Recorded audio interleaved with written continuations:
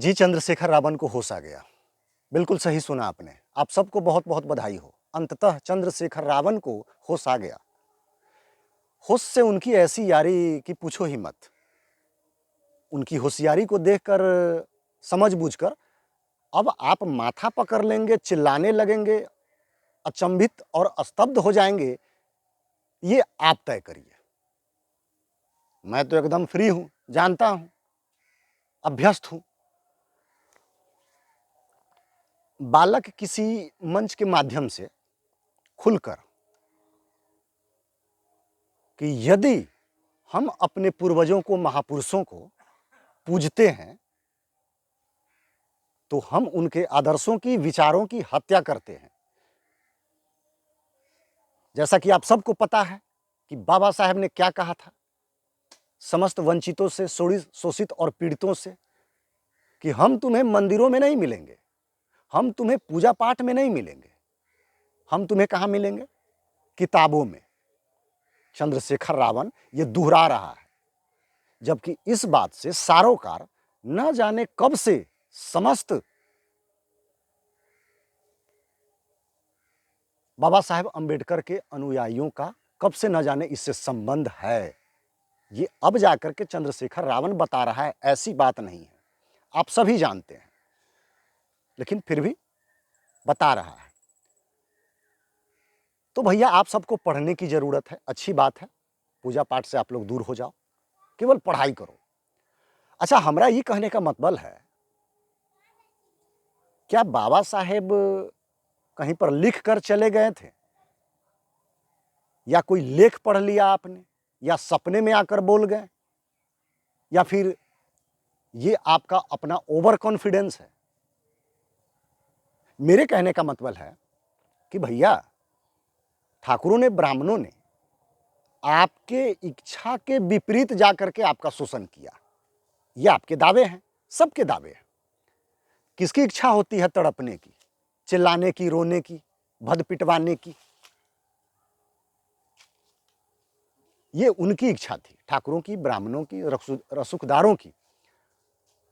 वो जानबूझकर आपको तड़पाते थे, आपका शोषण करते थे, दिन भर कमवाते थे और बस एक दो जून की रोटी देकर आपको चलता कर देते थे। भारी शोषण हुआ आपका, और न जाने क्या क्या। कहने की जरूरत नहीं है, आपकी इच्छा नहीं थी शोषण करवाने की। आज जो आप लोग अब्दुल से, जालीदार टोपी वालों से लुटती अपनी बहना की इज्जत पर चुप हो जाते हो, क्या वो आपकी इच्छा है? बाबा साहेब ने क्या इस तरह के कोई संदेश छोड़ गए थे आपके लिए? हम पूछना आपसे चाह रहे हैं। अभी कुछ बोलिए मत बोलिए, लेकिन रात को अकेले में, एकांतवास में कभी भी विचार जरूर करिए। किसी से लुटने की, पिटने की, तरपने की किसी की इच्छा नहीं होती, यहां तक कि कीट पतंग को भी नहीं।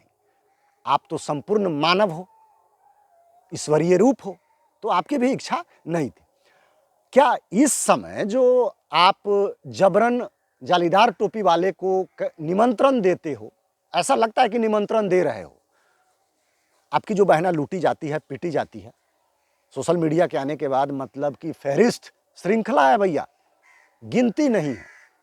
पूरब से लेके पश्चिम, उत्तर से लेके दक्षिण तक दलित बच्चियों को, माताओं को, बहनों को, दलित भाइयों को, अंबेडकर वादियों को भी, जितना अब्दुल ने, सलीम ने, सुलेमान ने, मतलब जालीदार दाढ़ी वालों ने जितना लूट लिया, पीट लिया, उस पर आप चुप थे। क्या आपकी चुप्पी आपकी इच्छा के अनुरूप है, या फिर तड़प रहे हो तू लोग भी? ब्राह्मण ठाकुर तुम्हारे इच्छा के विपरीत जाकर तुम्हारा शोषण किया, तो ये वाला शोषण देख करके ऐसा लगता है कि तुम्हारी इच्छा है, तुम चाहते हो। ऐसा लगता है कि जैसे तुम एक आदी हो लुटवाने की, पिटवाने की। तुम्हारी माफ कीजिएगा, आप लोगों का ये संस्कार है। तुम एक आदी हो चुके हो कि नहीं, हमारा शोषण एकदम फिक्स होगा ही होगा, करो।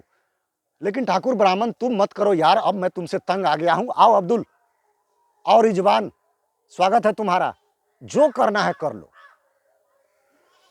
तो भैया न जाने कब से बाबा साहेब पढ़ने को बोल गए थे, लेकिन इतने जाहिल हो जाओगे कायदे ही कायदे में, ये सबको पता नहीं था, किसी को पता नहीं था। पढ़ो, किताबों में भी मैं कहता हूं किताबों को पढ़ो बालक, जरूर पढ़ो, लेकिन एकांतवासी ये आपको कह जाता है कि एक बार अपने भीतर डूब कर जरूर पढ़ो। संसार के सारे रहस्य ना अपने भीतर से प्राप्त किए जा सकते हैं। काग ने भी मेरी इस बात से सहमति को जताया है। सावधान रहिए, सचेत रहिए प्यारे बहुजनों, और आप अपनी बुद्धि का इस्तेमाल करें। जय श्री राम।